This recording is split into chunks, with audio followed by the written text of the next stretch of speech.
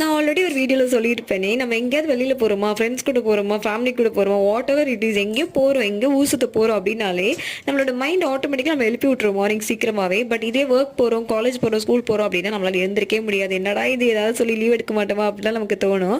But நம்ம எங்கேயாவது வெளியில போறோம் அப்படின்னா ரொம்ப ஜாலியா எழுந்துருவோம். அது எப்படின்னா எனக்கு புரியல இப்போ வரைக்குமே. உங்களுக்கு அந்த மாதிரிலாம் தாட் இருக்குன்னு நினைக்கிறேன்.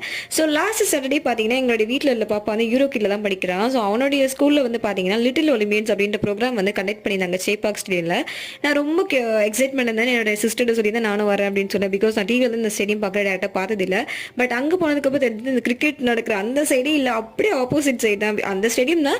பட் வேற கேட் பேட்மிண்டன் நடக்கிற ஸ்டேடியம் அப்படின்ட்டாங்க. பரவாயில்ல ஏதோ ஒன்று போய் பார்க்கலாம் அப்படின்னு சொல்லிட்டு ரொம்ப ஜாலியாக நாங்கள் போயிருந்தோம். இதுக்கப்புறம் என்ன நடந்ததுன்னு சொல்லிட்டு நான் வேற வேற vlogல உங்களுக்கு அப்லோட் பண்ணேன். பிகாஸ் இது ரொம்ப லென்த் வீடியோ. எங்க பாப்பா இதுலலாம் பார்ட்டிசிபேட் பண்ணா, நிறைய பாப்பாங்களாம் என்னென்ன பண்ணிச்சு அப்படின்னு சொல்லிட்டு நான் உங்களுக்கு கம்மிங் vlogs நான் உங்களுக்கு அப்லோட் பண்றேன். மறக்காம பாருங்க. பாய்.